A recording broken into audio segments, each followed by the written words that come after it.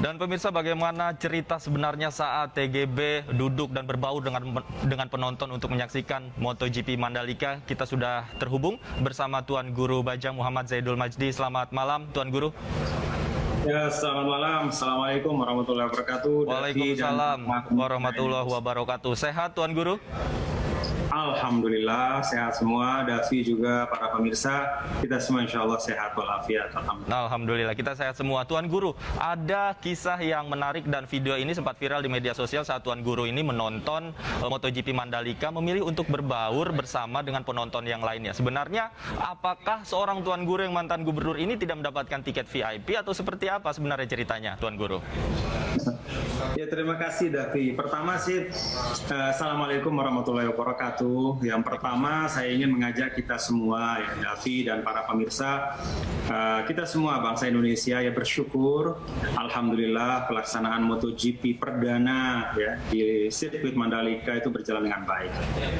Jadi demikian banyak kebahagiaan, demikian banyak kesukacitaan dan kesyukuran ya tadi tergambar dari Pak Risman juga dalam berita sebelum ini ya. Bagaimana beliau juga dapat surprise dari Oliveira yang juara di MotoGP Mandalika.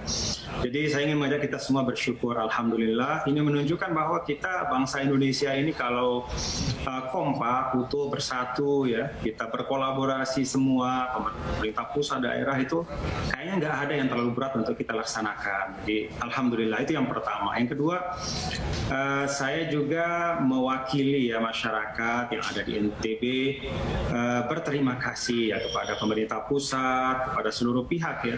Karena ini kan menunjukkan juga ada kepercayaan ya dari pemerintah pusat, dari presiden, hal-hal besar itu dilaksanakan di daerah, tidak hanya dipusatkan di Jakarta atau daerah sekitar Jakarta. Jadi ini juga bagian dari kesyukuran kita ya, bagaimana kita di Indonesia ini satu keluarga besar ya. Pendekatan yang disebut dengan Indonesia sentris itu juga perlu terus untuk diperkuat gitu, sehingga semua merasakan ya kemanfaatan dari kemajuan Indonesia.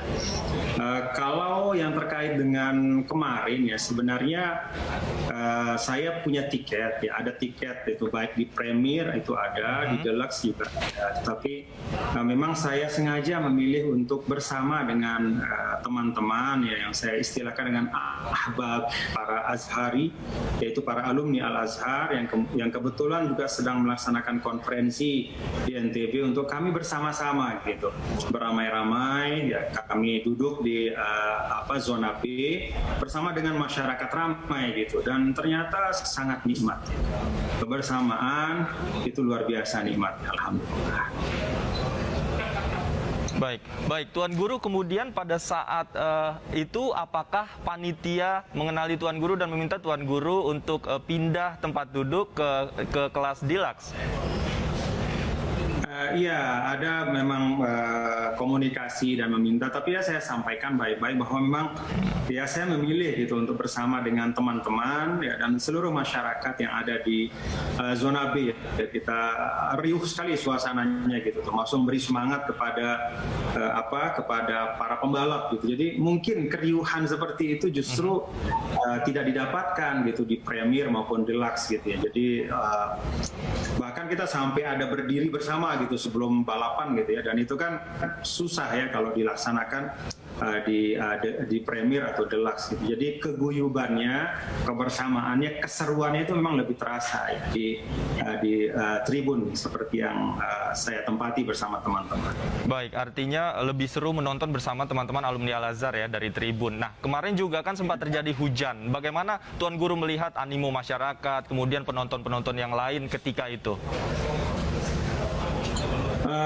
Saya lihat sendiri ya bahwa hujan yang cukup deras ya, bahkan sempat ada sambaran petir juga ya di sekitar stadion atau sirkuit gitu. Tapi saya menyaksikan bahwa itu sama sekali tidak menyurutkan semangat masyarakat gitu. Jadi rasanya seperti ada tanggung jawab kolektif gitu, bahwa kita nggak boleh pergi nih gitu, kita harus sukseskan karena ini hajatan kita.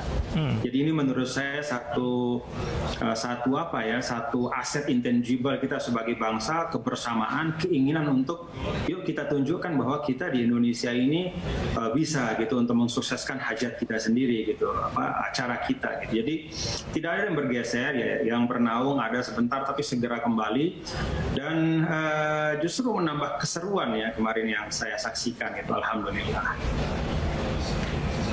Oke, baik. Tuan Guru, ini ketika kita flashback sedikit, ketika Anda masih menjabat sebagai Gubernur Nusa Tenggara Barat juga kan sedikit banyak ada andil Anda untuk menggelar gelaran MotoGP di Mandalika, khususnya di Nusa Tenggara Barat. Bagaimana sebenarnya sejarahnya saat itu ketika Anda mencoba untuk ikut dalam melobi perhelatan besar Mandalika ini?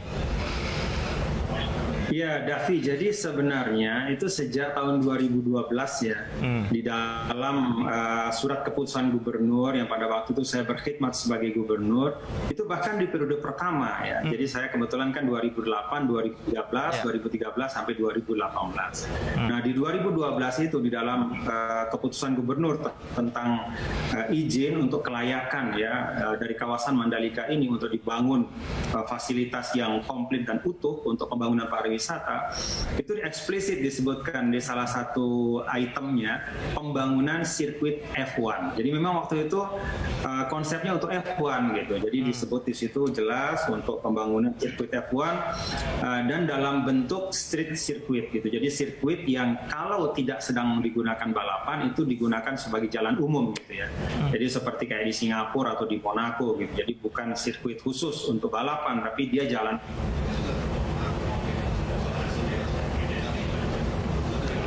Oke, baik.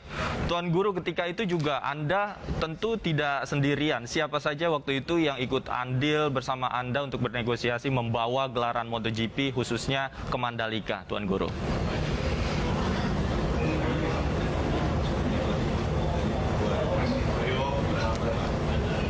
Tuan Guru, Anda masih bersama saya? Tuan Guru? Halo, selamat malam Tuan Guru, masih bersama saya? Ya pemirsa, kami masih mencoba untuk memperbaiki saluran komunikasi kami bersama dengan Tuan Guru Bajang. Dan kita masih membahas bagaimana andil beliau. Ini melibatkan proses yang sangat panjang dan alhamdulillah bisa kita saksikan ya dan bisa kita nikmati bersama. Oke, baik. Tuan Guru, ini tentu sirkuit Mandalika ini tidak berhenti sampai di sini saja. Tentu ke depannya masih bisa dimanfaatkan untuk event-event khususnya internasional lainnya. Apa yang menjadi catatan penting khususnya untuk merawat sirkuit Mandalika ini? Kunci dari destinasi itu kan atraksi. Jadi amenities itu boleh banyak, tapi kalau atraksi tidak ada itu nggak ada gunanya. Jadi amenities seperti hotel dan segala macam itu akan maksimal fungsinya kalau atraksinya cukup. Yang dimaksudkan dengan atraksi itu kan kegiatan yang berlangsung sepanjang tahun. Ada kegiatan yang reguler maupun insidentil. Nah karena itu saya memberi masukan dan kita semua saya pikir punya harapan sama bahwa sirkuit Mandalika ini tidak hanya untuk GP1 ya, tetapi juga untuk banyak event gitu, banyak event olahraga dan juga sekitarnya itu juga disiapkan atraksi sepanjang tahun sehingga daerah ini tetap atraktif dan kawasan Mandalika itu semakin lama semakin hidup. Dan kalau melihat dari perencanaan awal yang mudah-mudahan ya, kalau hari ini kita melihat Dorna sudah menjadikan Mandalika sebagai salah satu tempat untuk MotoGP, kita berharap juga pemilik lisensi F1 ya dengan lobby-lobby tentu dari pihak-pihak terkait itu kemudian bisa menjadikan sirkuit Mandalika juga menjadi perhelatan untuk F1. Mudah-mudahan ya dan tentu atraksi aotomotif lainnya mudah-mudahan. Dan tentu saya pikir Mandalika sangat prospektif, David, sangat prospektif. Baik. Terima kasih Tuan Guru. Kita harapkan bersama ini Mandalika bisa menjadi kebanggaan bersama khususnya bagi masyarakat Nusa Tenggara Barat. Terima kasih Tuan Guru Bajang atas waktunya sudah bergabung bersama kami di iNewsroom. Selamat malam. Wassalamualaikum.